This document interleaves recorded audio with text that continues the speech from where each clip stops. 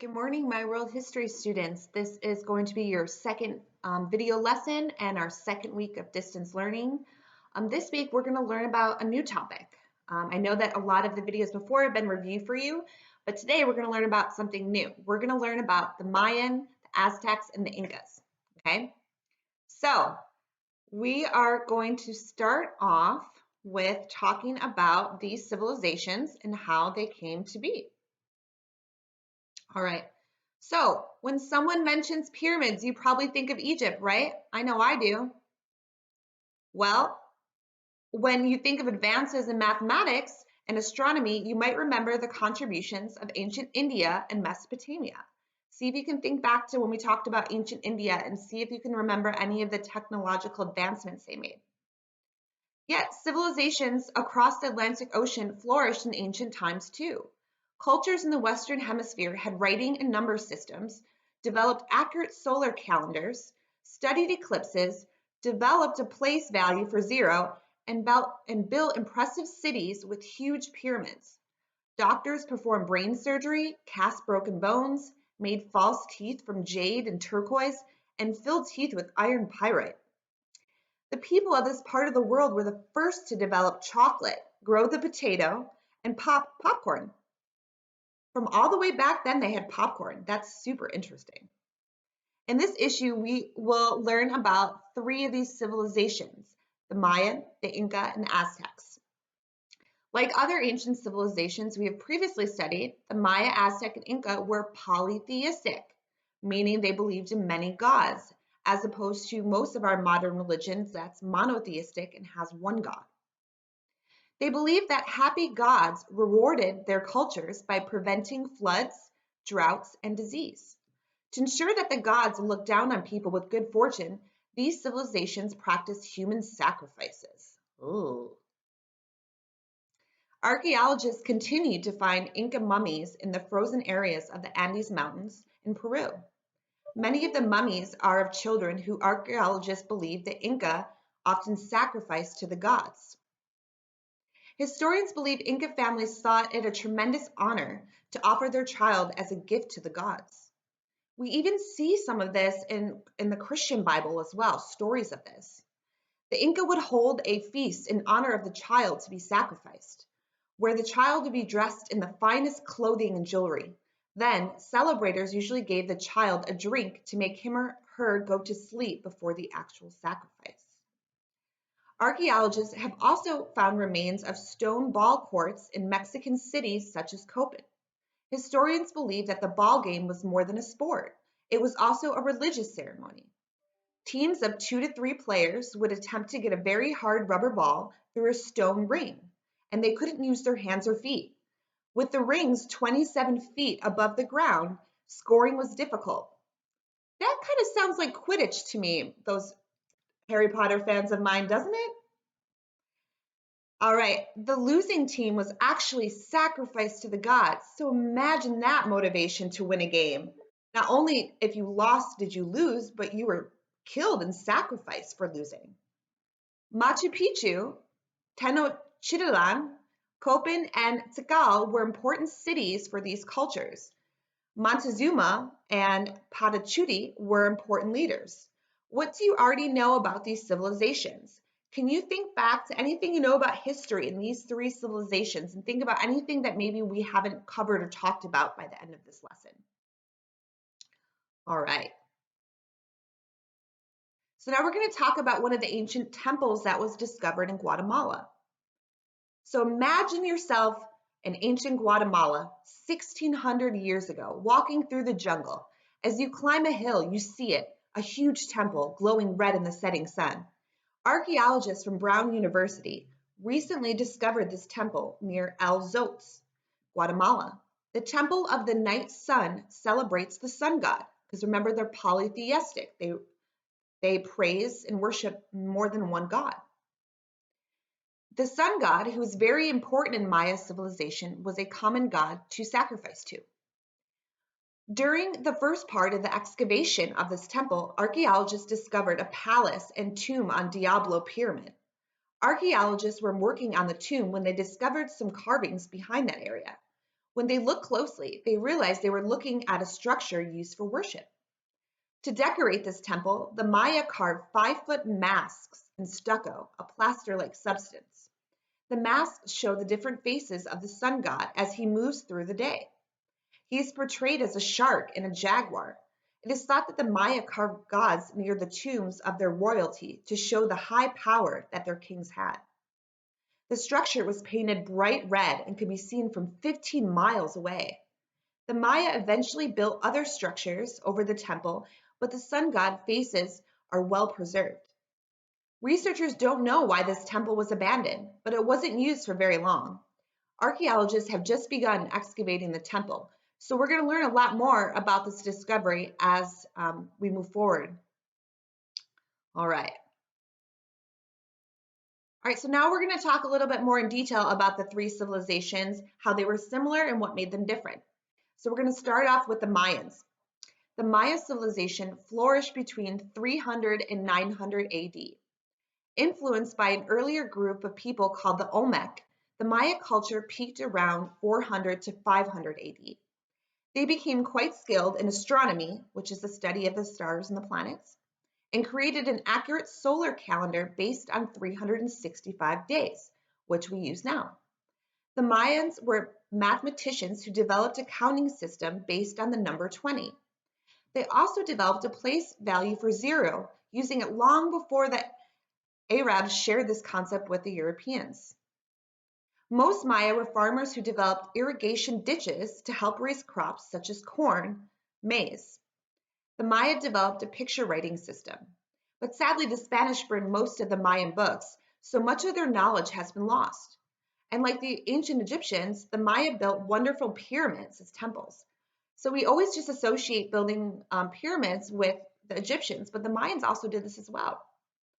Many pyramids in their largest city was in Tikal in Guatemala. Another important city was Copan in the Honduras.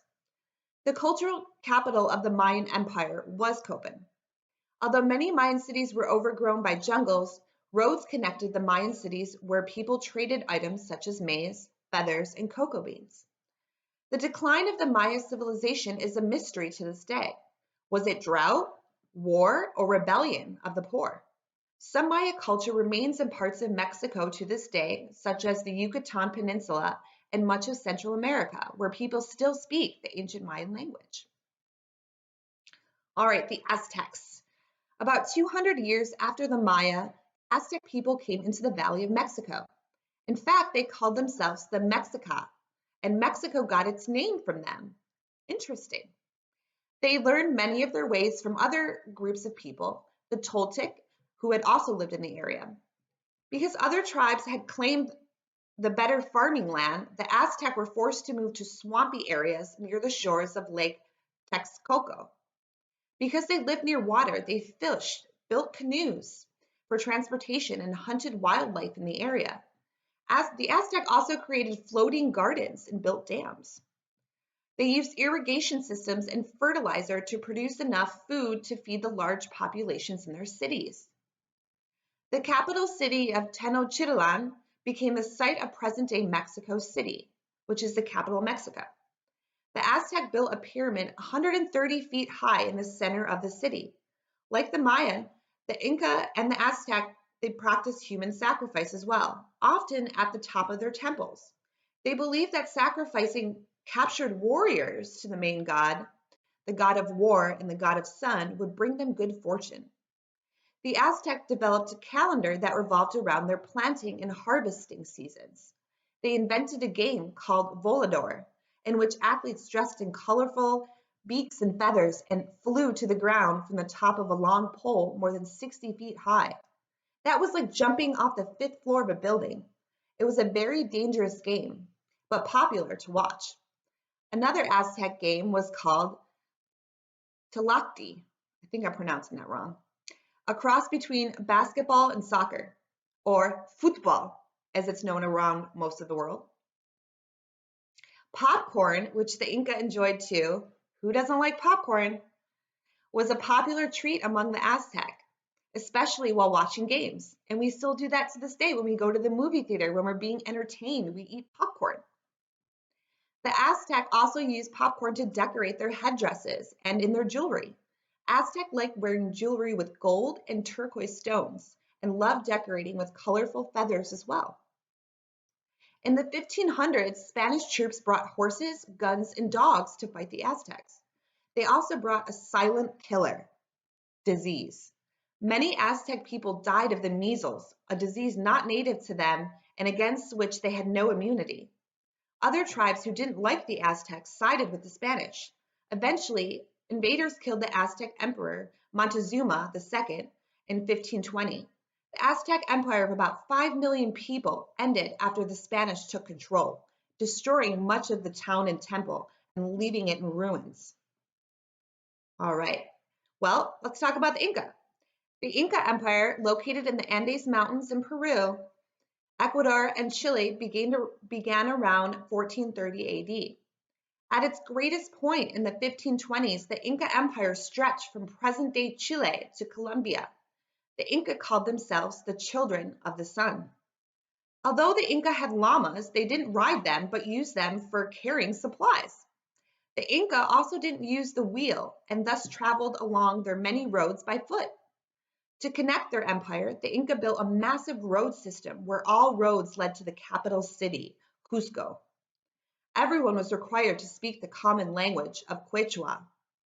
English words such as lima, as in the bean, lima bean, llama, puma, vicuna, pampa, and condor originate from the language Quechua. The Inca were also polytheistic.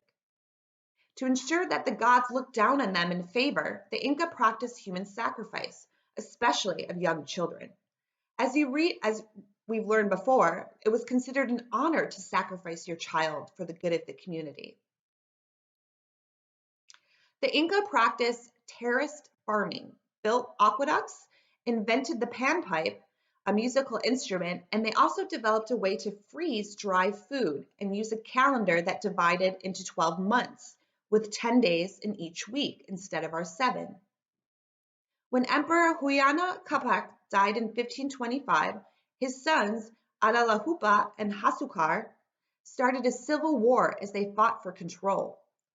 Atahualpa gained the victory by executing his brother in 1532. But his rule did not last long. Later that same year, the Spanish conquistador Francisco Pizarro and 200 men conquered the Inca Empire, which had been weakened by the civil war between the brothers. The Inca didn't have a written language, but kept records using a series of knots called quipu. Can you guys think back? We learned a little bit about the knots and the quipu. I think I showed you pictures of it. You can look it up online. It's spelled Q-U-I-P-U, quipu. The knotted short, different colored wool into longer cotton strings. The quipu hung down in a vertical direction, so a vertical line of string with knots on it. All right, different colors stood for different things. For example, 4 knots on yellow yarn might mean the amount of maize or corn harvested during that year. Quipos also recorded the births or deaths in a city, the number of llama, soldiers, and other people in the civilization. People brought along quipas as they traveled the many roads throughout the Inca Empire, recording what they saw using knots. Some people called Quipamayak studied to read quipos so they could communicate with those from other cities. So you got to kind of learn quipo if you want to interact with the Aztecs. So they were spreading their language and knowledge around as well. All right. So the last thing I want to talk about is the cocoa bean. All right. So do you guys like chocolate? I love chocolate. I don't trust anyone who doesn't like chocolate. That's you. All right, recent evidence suggests that Mesoamericans were consuming chocolate as far back as 1400 BC. Cocoa beans were a very valuable gift, and people often used the beans as money. The Maya people called the beans zocatal. The Aztec loved cocoa beans, but were unable to grow the beans themselves. So zocatal became an important trading item for the Mayans. Eventually, the Aztec used the paste from the roasted cocoa beans and added vanilla, cinnamon, and chili pepper to make a cold drink called zocado or chocolate that only the wealthy could afford. They also added crushed flower petals and achiote seeds to make the drink red like blood.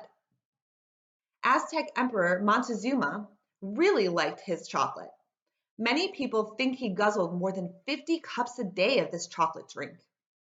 Hernando Cortez took the beans and the chocolate recipe back to Spain in 1519. Wealthy people in Spain began to sip the new concoction, but only in secret. Cocoa beans were scarce and they didn't want to share the drink with others. So it was very expensive to get your hands on this recipe and chocolate in general, so only the wealthy really could be drinking this. The Spanish began serving the beverage hot and without the chili pepper. Later, someone added sugar. It took about 100 years for the cocoa beans to reach other countries in Europe. So the Spanish hoarded the cocoa beans in the recipe for about 100 years. It continued to be something for the wealthy, but by 1657, the drink was served in London in chocolate houses. People said the chocolate had medicinal purposes, especially for stomach distress. It was not until 1847 that someone discovered another great use for chocolate. Chocolate bars. That's the best use for chocolate, in my opinion. All right, guys, I know this was a long lesson, but I wanted to go over the 3 types of civilizations that we didn't cover in class because it's really important, okay? So I'm going to show you your questions for this week, but before I do, this is really exciting news. You guys will be entered to win a $50 Amazon gift card if you complete the 3 questions for both of my videos every week. You can go on the Zoom meeting and on the next day at 9:30 and you can show me your answers and I'll write your name down that you will get credit for doing this and then we'll enter your name into the drawing for the gift card. Okay, so make sure you're just doing the 3 questions for the 2 videos every single week, okay, and you'll be entered. If you're doing your online assignments on Khan, you'll have a second chance to be entered if you do all your weekly assignments as well. All right, so here are your questions. You're going to stop the video here, pause it, and write them down. Okay, and then you can show me your answers in our Zoom meeting Friday morning, okay? So make sure you come just for a couple minutes just so you can show me and we can check your name off, okay? All right, guys, well, I hope you enjoyed this lesson and we will see you Friday. Bye.